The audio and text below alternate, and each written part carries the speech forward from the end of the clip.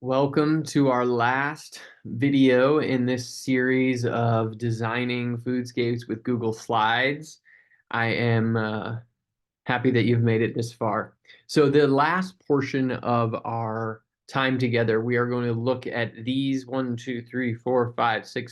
designs that are previous projects that we worked on and talk you through some of the different things that are happening in those projects. Now, you are going to have access, you're going to have access to all these projects so that you can click around and see what's going on with them. And then you will have a basis from which you can copy and paste other projects that I've worked on so that if you don't have your own templates to work from, like I do after having created a number of designs, you can work off of these. And they give you something at least to mess around with, click and see what's going on. Okay, so let's start here. This was our first country club garden. And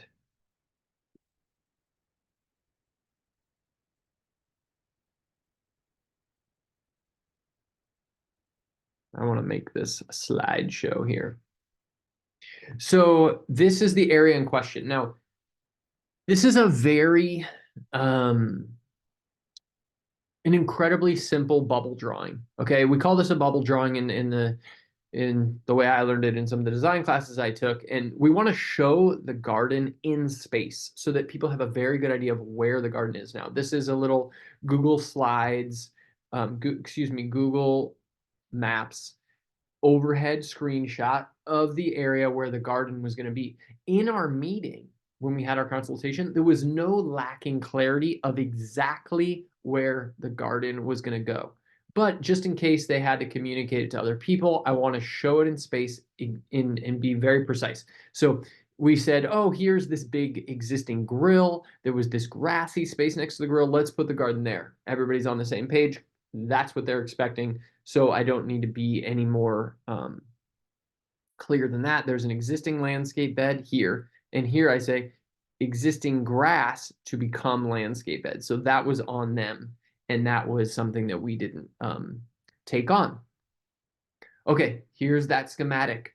We called this the scaled schematic on graph paper. This is the deliverable. And for us, this was a really high exposure garden. And it was actually, we ripped out a bunch of grass. We put in these gravel pathways. We did the arbor, which is all to say that this is an incredibly simple drawing, this construction document, but it resulted in a profitable, meaningful project for us. And it's just this simple. They, in this case, wanted really to focus on herbs. That's why we call it herb bed. I already had the measurements of 12 by 19 when I left the site. You can see that obviously I'm using pictures to highlight exactly what we're talking about here. And then I'm just giving them an idea of, oh, here's all the herbs. We use a lot of these plant palette pages, which you'll discover as we go through all these. But, just using the different, here's the different herbs that you can expect. And then this is key. Here's what you can expect the construction to look like. Now, we actually had never used what I would call like timbers to build our raised garden beds. We have been using 2-inch thick Eastern red cedar, but because this was such high exposure and this garden was going to be sat on by a lot of people posing in photos, they said, in weddings and things like that by this garden, and it was right adjacent to their existing outdoor dining area. So I wanted to make sure that this was going to last a really long time and that it looked super pro level. And some of the inspiring pictures that I've seen from other companies, I think these are inspiration photos from the Backyard Farm Company in California. You can tell they're using 3-inch lumber, and I love how beefy that looks. And it really helps me sell the longevity of this garden. Because that's really important. They're going to invest all this money and they want it to last a long time. And we also want to make sure that these boards don't warp or look wonky over time, right? So I say, I'm spelling it out. that we propose to use 3-inch by 6-inch Eastern red cedar boards, construct 18-inch tall garden beds. Okay, so that's what we're doing. Okay, then there's another part of the design that we did. Now, this design is over the top of renderings that I was given. They gave me this rendering here that was a construction document, and then they said, and that allowed me to have a really clean space to work from, and they're already doing like construction and different site upgrades. So this kind of allowed me to just give them something they were familiar with. Now, this is obviously incredibly simple, as all of this is, but I'm this is already a landscaped area, and there's no there's no grass or anything to get rid of here. So you can tell what I'm trying to communicate here. We had already kind of talked about this.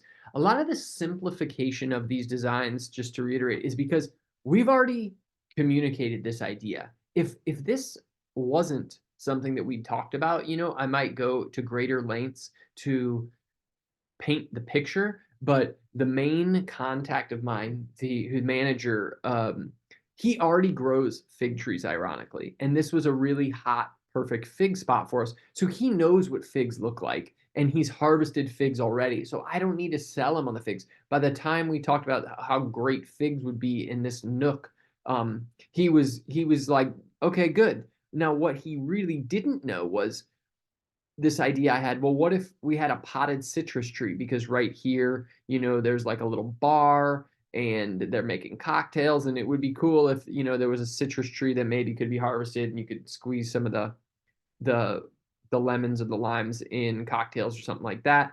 I told him, let's leave all the mulch, but let's put flagstone steppers in so that there's a very clear path when people walk in the gate. Okay, here's that picture, and then there's the mint ground cover. So then I'm kind of that was the extent of the project. Here's some pictures I'm just using off the internet to plant a seed that they didn't want fruit trees now, but it's this country club that's got all of this space, and they don't really have the staff to care for more high maintenance fruit trees like peaches and apples, but planting natives like pawpaws and persimmons seemed like something they were kind of interested in, but their interest was piqued when I talked about it, but they clearly weren't sold. So I just kind of put these pictures in with some info just to kind of help plant the seed. And that was it. That was that whole project. All right. So let's move on to Michelle. We've already seen this one in the previous design.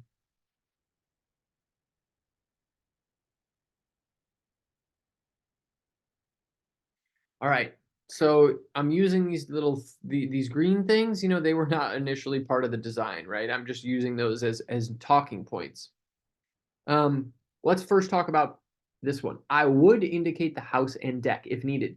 Notice that this is a base map, but there's no indication of where the house is, where the deck is. Well, you can see at the top of the screen there's a house, and you can see here there's the deck.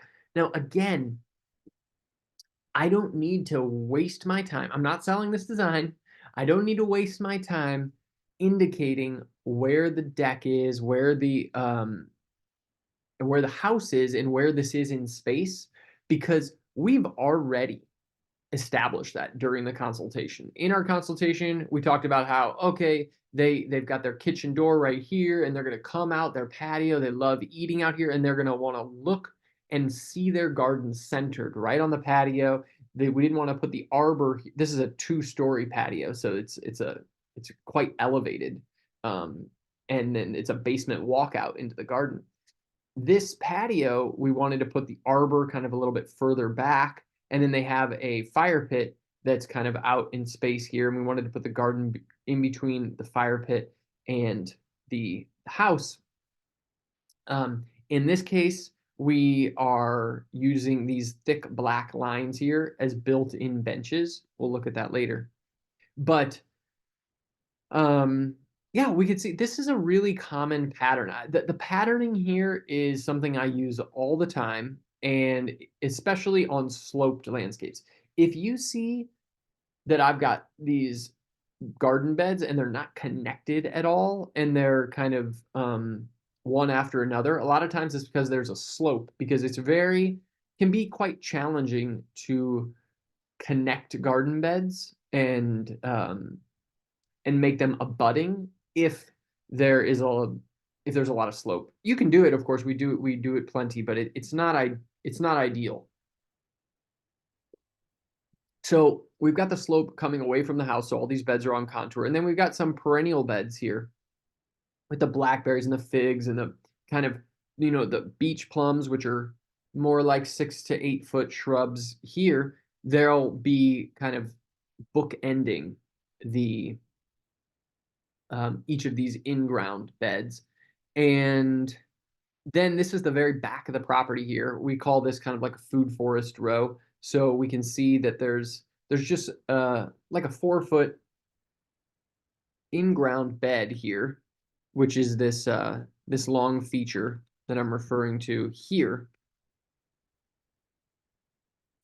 If I can click on it, can't. So I need to go move that back. That allowed me to do it. So what I just did is I wasn't able to click on that. Why? Because this screen, the main big screen here, was actually in front of it. It wouldn't allow me to. So what I did is I clicked on this screen here, and I did Command down. And that just helped move it to the back. Or it should just be in the back anyway. I should just order and send it back. I can't send it back because it's already all the way in the back. Okay, so I've got that. So that's just a strip along the edge of the property line. And then we're gonna mulch that, and we're gonna plant this emergent food forest row with a fruit tree and then a shrub that is quite shade tolerant, like gooseberries and currants, in between each one. Then slowly over time, they can make that food forest row full of herbaceous perennials. In this case, we're going to be sheet mulching we actually haven't done this project yet. We're doing it in the spring. We're going to be using cardboard and mulch to kill off the grass there, so there's no herbaceous plants in here. We're going to do the herbaceous plants down the road, or they can just do them as well. Okay, let's talk about a few other things here. I don't use leaders unless needed. You don't see any leaders, any lines coming off of the design here. That's because I just really don't like using leaders that much. I think it's I only like to use the leaders when completely necessary. So just to be totally clear, I could do a leader like this, make my poly line, and do, my garden bed like that. Okay. And then, or if I wanted to, I could do my poly line like this to show the garden beds.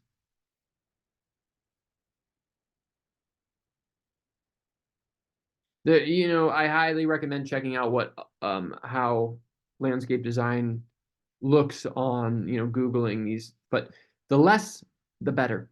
Some people would do something like BC here for, excuse me, beach plum, BP, and then they would have a guide or a plant symbol library, which is something that you can do. I just don't like using that unless I really need to. But since I'm talking about it, let's look at what that looks like. So I like to just make these within. I can insert a table. Let's say I've got 5 plants that I want to. So I'm going to make this table.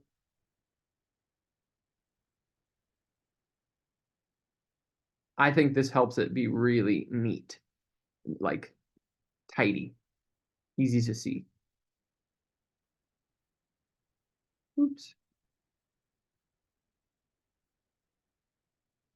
Y'all are getting the point here, right? I don't I clearly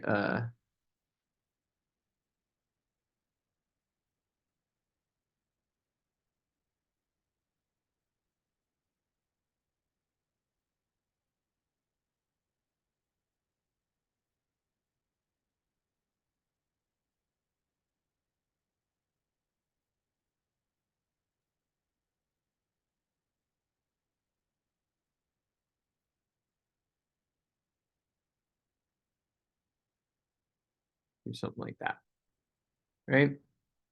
Of course, this is adjustable. I was really failing to adjust it very much because I do not have a lot of experience with these tables, but I have used them quite a bit in the past, and they're effective if you need to create some kind of guide like this. Of course, these can be moved to the middle. It can blah, blah, blah. Okay, so go back to where this was, though. I'm just clicking undo here. See what that looks like, but I just think it's cleaner. The long story short, I think it's cleaner. It's easier for the client and it's easier for the install team to see what these things when they're labeled exactly where they are. Okay. And then another thing I want to just point out with this garden is the symmetry. You know, symmetry is always so nice in the on the eye. And also notice that this garden isn't scaled. I was like, you know what? I'm just going to throw these boxes in here. I did not do the schematic before I sent off this proposal because I didn't know if they'd go for it. Actually, this is kind of, this was an expensive garden. I think this is like a $17,000 project for us to do all this. It includes this chicken coop work too, as well. The point is, a lot of people would get really scared away from a $17,000 project. Totally understand. So what I want to do is get them the least amount of information they need as possible so that they can make an informed choice, but I don't want to waste any time. They went for it. I need a garden schematic. Now, this allows me to communicate exactly what's going on, both to them and to my team, so that we have no lacking clarity about what's going where and what things like pathway widths are. Let's say that because I don't have these pathways labeled per se, but I did 3-foot wood chip pathway with steppers. They if that was unclear or I had forgotten to label that, we could go in here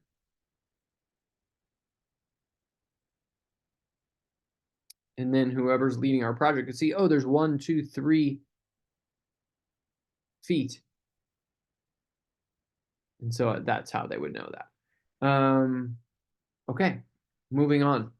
Here I've zoomed in and I took a screenshot for easy viewing. So I made this and then I went Shift Command 4 and I wanted to just take a screenshot of that area because this chicken coop area, it's highly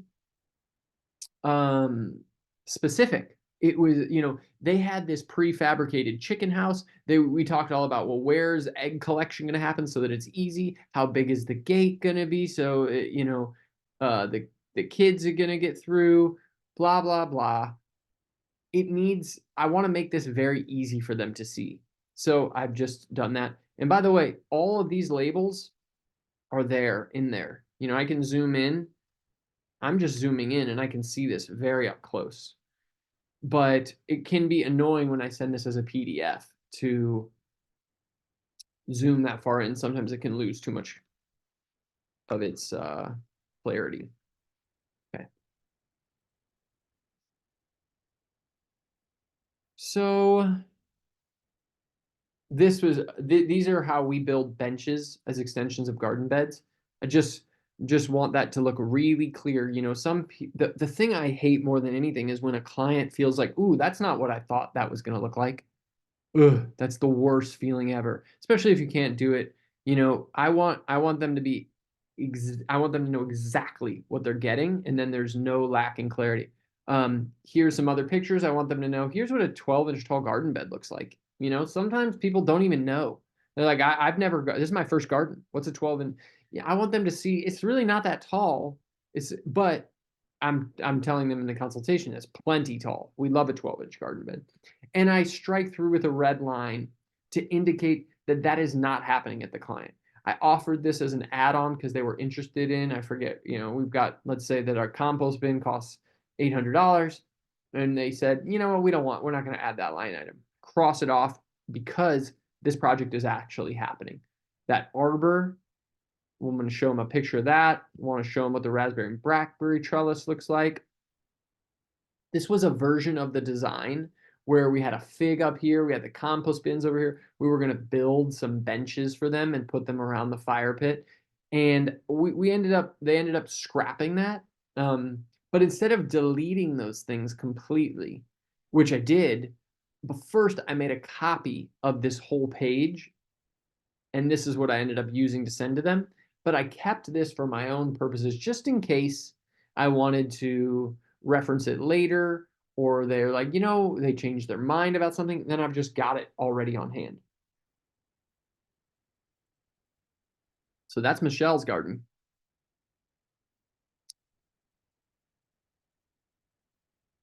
Let's move on to the next design. Any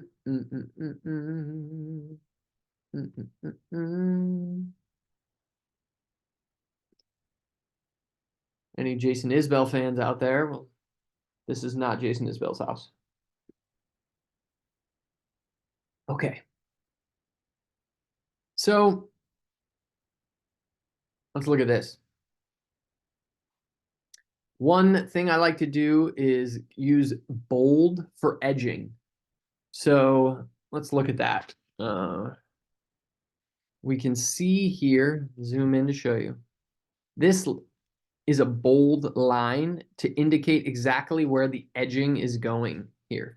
So this is a garden bed, an in-ground garden bed there. And I've made that as a curved line. Went in here, made a curved line. But then I want to indicate where the edging is and where there isn't edging. So here, edging is, but it does come up several feet. So all I'm going to do is I simply come in with the curve and I just follow the exact line.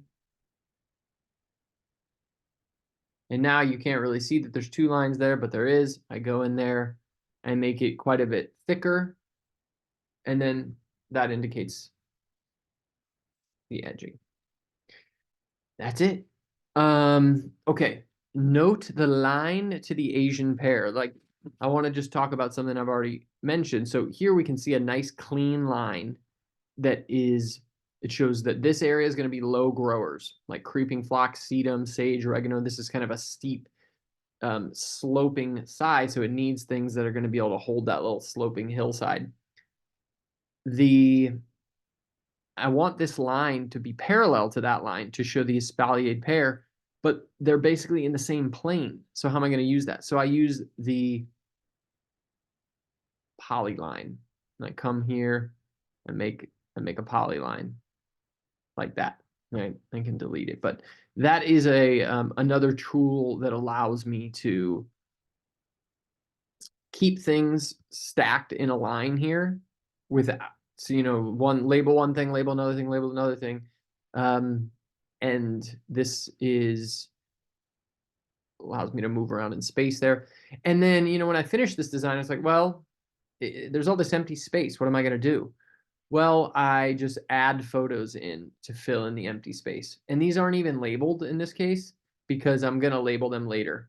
So the next, here I'm showing, here's those L-shaped beds. You can see these kind of are L-shaped garden beds.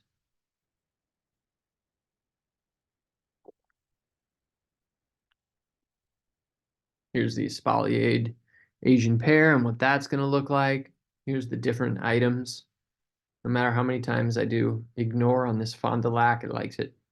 They can see exactly what they're expecting. The arbor. And then here I've got another picture with elevations. So once they say, once we have this design figured out, in this case, this is a very sloping yard.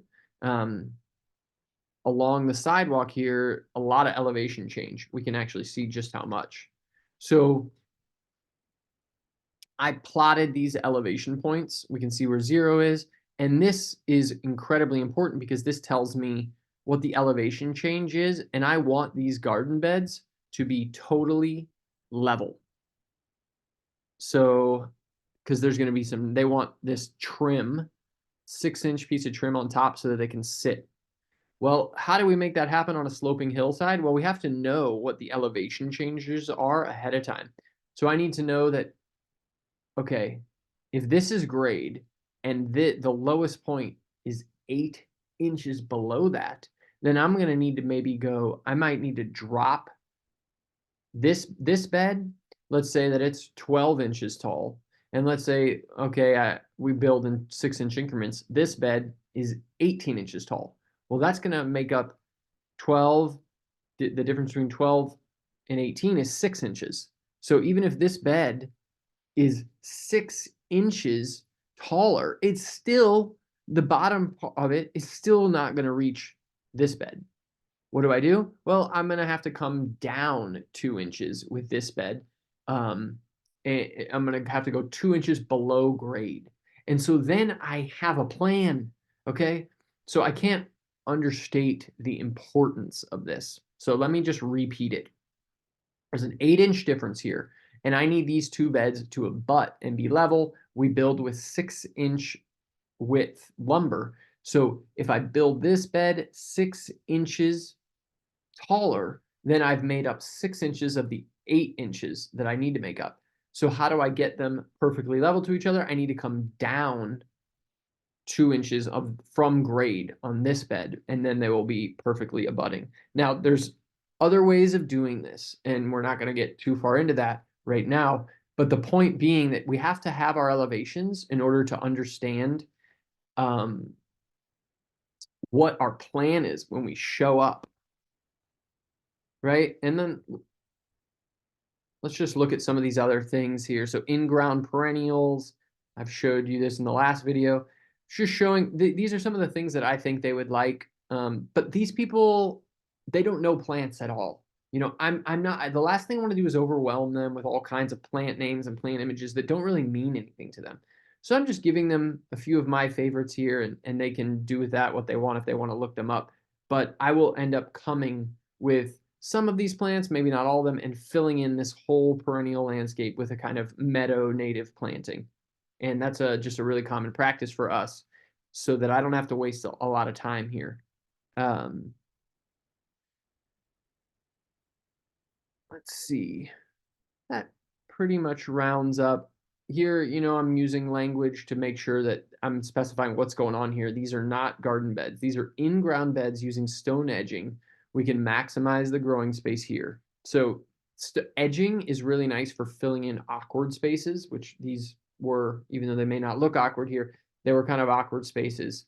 Hard to find the right, couldn't really use a garden bed, which is like a rectangle or maybe even a hexagon. It wouldn't have fit in here. So using in-ground stone edging, we could still have a growing space and do herbs and stuff in there.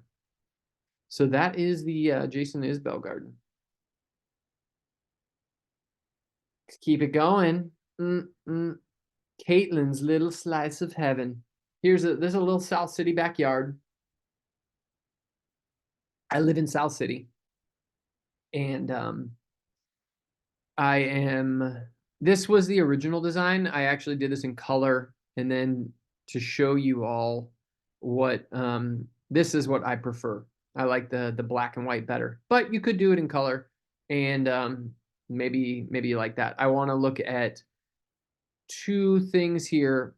You can add text plus photo into negative space of design. So I want to just show how I added this photo into the negative space of the design itself, and that allows me to just fill in the space so that it's not all this awkward space of the neighbor's yard.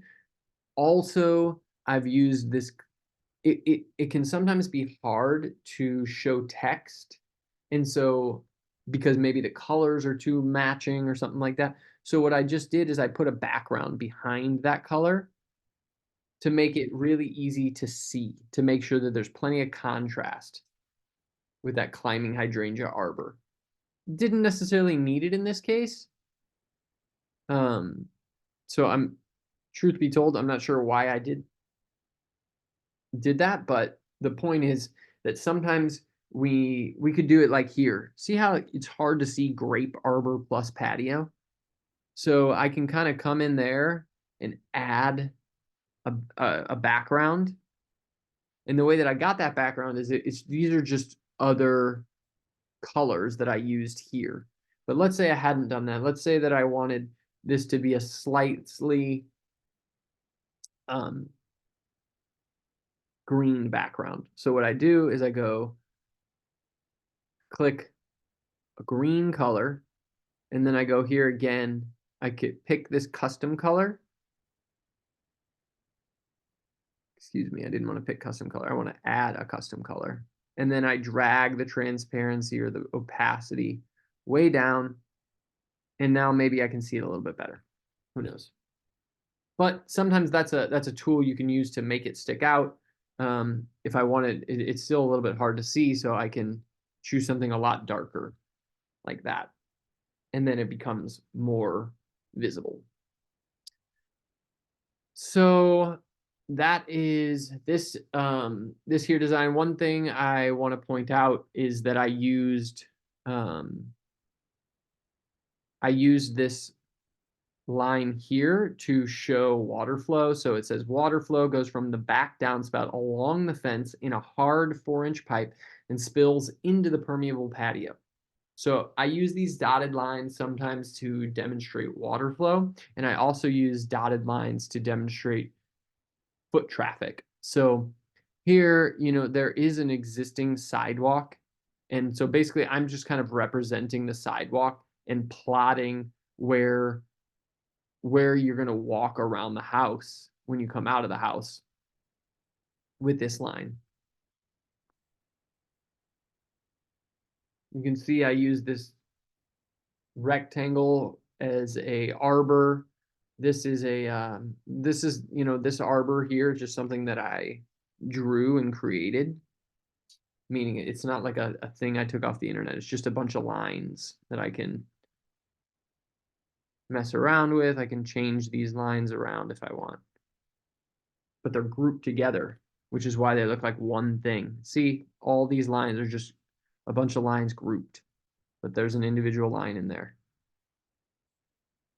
I click on it. So you'll be able to mess around with this stuff. This is a picture of one of our trellises. That's ours. This is from the internet. This is one of our walkways.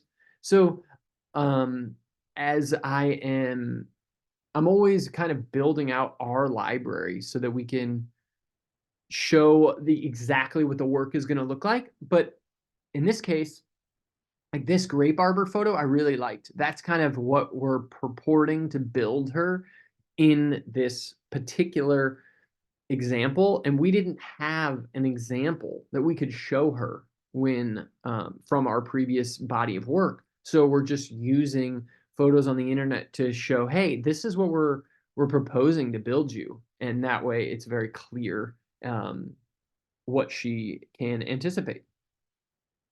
Moving on. All right, Aaron S.'s poolside garden. There's some unique things to this one.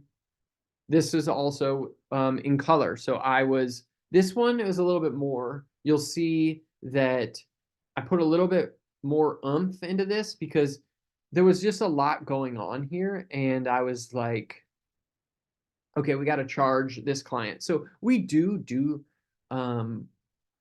some of this, I will say, but it's not a very common thing. If a design is going to take me more than an hour and a half, then I want to charge them. Usually we'll start with like $500, which is 5 hours of design time. If I don't charge them, like this, for example, let's go back and say Caitlin's. This may have taken me an hour to design. That design time you don't get back, and then it will probably take me another hour to put the budget together. So I've got 2 hours in this project. Now, I have to make up for that. So when I send them the proposal, which we're not going to talk about this too much, when I send them the proposal for the installation of this, I'm going to build that design time back in. and I'm going to add 2 hours of design labor at $100 an hour. And most, 3 out of 4 of the projects that we send out, we end up doing the project with them. And then there's the fourth that doesn't work with us, which is fine. That's a cost of doing business. But the other ones that we do get it, we are indeed recouping that design time. So that's important to consider. We're not just giving this away. We are initially giving it away, and then we are getting it back. So in this case, there's too much going on at this property to give them a design for free. Okay, so you can see we've got a house here, we've got a pool, and they basically said, okay, we've got these things in the pool, around the pool. They hated all the plantings. They wanted to get rid of all the boring ornamentals that they had there. So here's what we proposed. Still super basic stuff. Flowers and herbs, lavender, echinacea, black-eyed Susan, edge with annuals like purple basil and nasturtiums. These are all things that some of these things were things that she had listed in her questionnaire as plants that she liked. So I want to make sure I'm reflecting that back, and that she knows that if we plant this, that we're gonna have the right plants. So you'll see that check out this grape to frame the patio. By running a high tension cable wire around the patio and the eaves, grapes will adorn the patio. We're going to come back to that, but I just want to show you that now. So there's the design of the backyard. And here I'm using pictures to demonstrate what we're proposing to do. Mind you, this is a fancy poolside garden. Again, it's so important that we show very clearly what we're going to do. This is 3 espaliered pear trees. You're noticing some patterns here. Like, we love to do the espaliered Asian pears. We want these are going to be very expensive. They're expensive trees to buy. It's going to take us a lot of time and energy to set all these posts in the ground. The last thing we want is for any lack in clarity. So we want to make sure it's all communicated well. I'm going to use pictures of things to show exactly what's happening. Stone edging to line the grape bed, hardy kiwi hibiscus bed. So I can look in here, and there's edging along there where it's currently all grass. This is all grass. And these are new garden beds here that we're creating. So I want to be very clear that there's going to be edging there.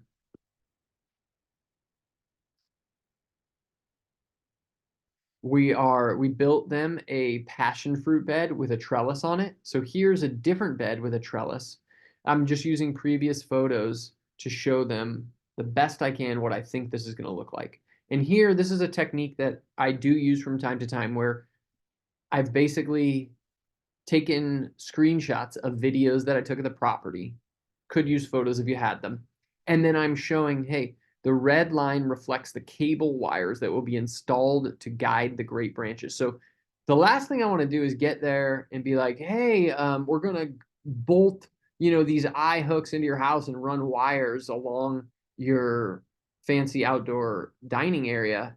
I want to make sure they're super clear on what we're proposing to do. And so I'm using every picture I can.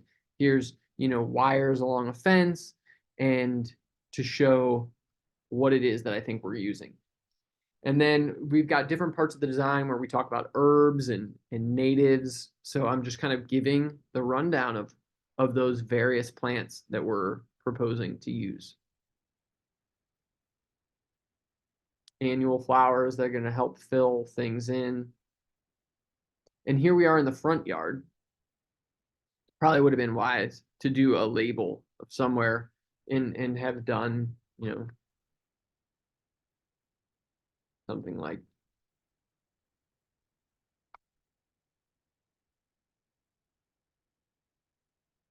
yada yada. I wish, looking back, I would have liked to have done this.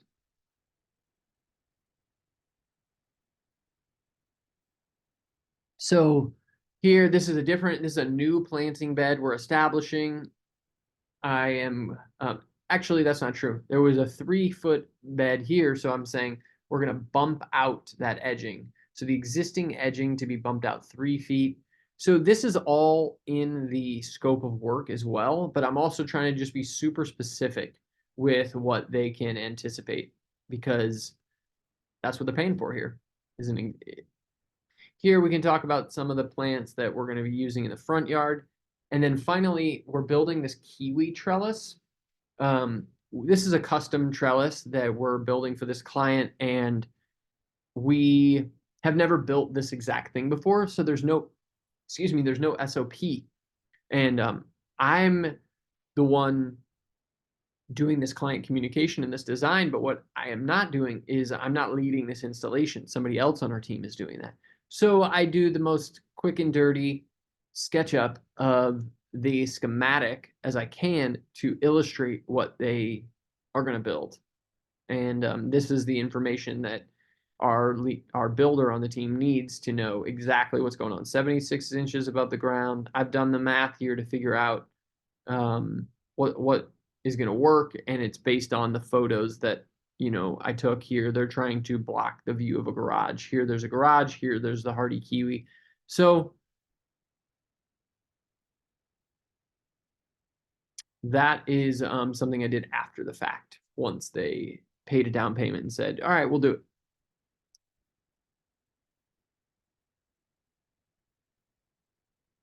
Okay, next we've got Cal. Cal's Urban Homestead. This was another project where I charged for a design. So a lot of these designs that I'm charging for, well, they're based on how long they take you really, but a lot of these designs take me between 5 and 10 hours. So I'm charging between $500 and $1,000. This is one of those cool designs where I was given a survey. So you can see the survey here. And I really like being able to work off of a survey. And this is also in color, as you can see. I used to do these in color, if I haven't said that already, but then I now don't like using color. I prefer just using the black and white.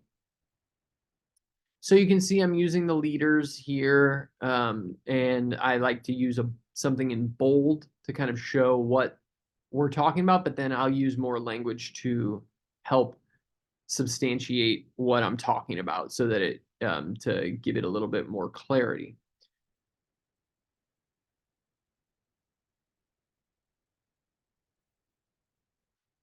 Here I'm just kind of showing some pictures of the different things that they can expect. Some of these things I'm like, you can tell you're going to need pictures to help clarify things. Like I remember telling this person, Cal, we're going to have a mulberry bush here. And they're like, mulberry bush? Like, I've never heard of such a thing. I've seen mulberries and they're huge trees. And are you sure that's going to, fit in that spot? Yes, I am sure, these. So I'm using a picture to help illustrate, hey, this is not a huge tree that I'm putting in that spot. It's a small bush. Other things that they're not familiar with, I'm like, oh, Virginia creeper on your fence, look how gorgeous they look in the fall. So sometimes I need to use pictures because I've made design suggestions during the consultation, and I can tell they would really benefit from some imagery here to understand, so they can see what I see in my head, right? So we're putting perennial vegetables in there, or these are obviously looking familiar at this point. These are just some of the plants that we use that we're gonna incorporate. I've got things like shade garden, right? But what are the plants that I'm going to use in that shade garden? Well, here I said shade garden plants like columbine, coral bells, dittany, wild ginger, Solomon seal. And of course, once we make this stuff, like we just have it. Like I can reuse this slide over and over in other shade gardens. If I change out the plants, of course, I would need to use some different pictures, but sometimes using the same plants. And then, we want to make sure that we're communicating what's going on with the rain garden. Rain gardens are very new to a lot of people, so we've got to use pictures to kind of communicate. Here's what, the rain garden looks like, and this is what the deal is with the rain garden. Some of these slides have been helpful to just give them like, oh, that's what a rain garden is going to look like. Okay, I know what to expect now. In this case, we talked about doing a rainwater catchment setup, so that's what this is going to look like. And then they ended up adding on some of these things for this was kind of like maintenance, and they ended up having us back, and we did maintenance for them, and now we have a maintenance contract with them. A quick plug for maintenance, if you're a foodscaper out there, this was one of my biggest mistakes in the early years, which is not selling maintenance from the get-go. I should have been saying from the very beginning, here's your design, here's the proposal, and the day that we install it, saying, if you need any help taking care of this, I'd love to send you a maintenance plan so you have, some familiarity with how we do our maintenance and what we can offer. And they can say yes or no, but at least they have it at the very beginning. That way I don't need to do so much hustle to fill in the year with our foodscaping business. And that gets into some other things about running a foodscaping business and keeping busy. But since we're just talking about design, we won't go down that rabbit hole. So that's Cal. Like I said, you'll have access to all this stuff so that you can click around and do what you want with it. And then finally, we've got Brooke. Again, we're using, in this case, this was a connected garden. And they wanted something that really maximized the little space that they had. We can see that there's the garage, here's the house, and they had a patio here, and they had this little space that was kind of the best sun, and right off of the house, flat, that was most well suited for their garden. So this is kind of what I ended up coming up with. It was 13.5 by 20 feet. And you can see that a lot of the beds are various varying sizes, excuse me. So these are 5.5 feet. These are 6 feet by 2.5, 5.25 by 2.5. These are 7.5 by 2.5, 6 by 2. So much difference. So this is really, all those measurements are really for us when we build the garden beds, so that when I pull all those numbers into a budget and show the, because that'll spit out how much lumber I'm going to need.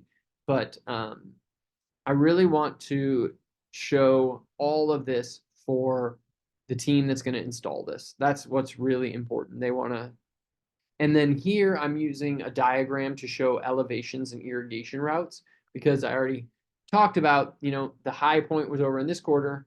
This is -6. And in this case, we wanted the garden to be level all the way through. Sometimes we can have step downs where a garden bed is lower than another. But in this case, we wanted to make sure that we had them really nice and level. So, this is -6. That means this garden bed needs to be 6 inches higher than, because it kind of falls off in this corner. So I need to budget that. I need to be ready for that garden bed to be 6 inches higher than this garden bed. If this is 12 inches, this is going to be 18 inches, and then they'll be level. So it'll be great. This irrigation plan can be really helpful for when the irrigation plan is not as straightforward. It just, as somebody who's been on the site, that way our install lead knows exactly what to do and can follow these irrigation, this scribble to know, oh, okay, so here's the spigot. I'm going to take the main line buried all the way down here. I'm going to come in under these beds. And then from this main line, I can connect to this whole area. From this main line, I can connect to that whole area. This main line, I can connect to all these connected beds. And then I'm going to need a line to come into this tower garden. So let's see what else. No, I'm moving that. This is what the whole garden looks like. You can see I screenshotted the whole schematic and moved it in there. So sometimes that is what works the best. I'm specifying the garden beds, the obelisks. There was some of this had invasive. Forget which vine we had. There was an invasive vine growing in this area. So to give us some time to dig out that invasive vine, we just said, let's do this in phase one. The vine wasn't growing where the raspberries and the strawberries were, so we'll put those in, but we'll put these currants and gooseberries up here. We'll do the garden, and the raspberries and the strawberries will go in, but nothing else is going to go in this phase. And then I'm using different pictures to kind of show what they can expect. Right? A lot of these things, I could have put many of these pictures in the design as well. If I copy that, maybe I could have put these in to help fill this out. Could have looked nice. Who knows?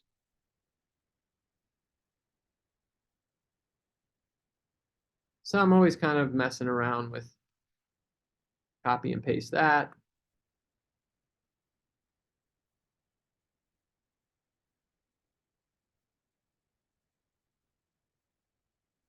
You get the idea.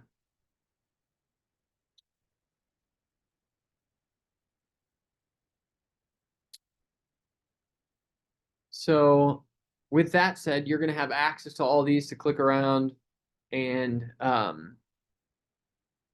that brings us to the very close of our Foodscape Design with Google Slides crash course. I am so grateful for all your patience. This is our first time running this course, and I'm so honored to be able to offer this. And hopefully you've found this helpful. Please reach out with any questions that you might have. And despite the fact that a lot of this is quite simple and straightforward, it is translating to really bountiful, meaningful spaces for so many of our clients. And that's really what this is all about. If we can just end on a note of why so many people even want these gardens, which is that they want their friends and family, they want their kids to be able to go outside and get dirty, grow food, know where food actually comes from, connect with the great outdoors. And this is one step that ultimately leads to that. And that's what really is motivating us with all this work. It's so that people can find a garden that meets them where they're at within the cultural context of our modern age. So with that, sending you off with lots of luck and gratitude and wishing you a fabulous rest of the day.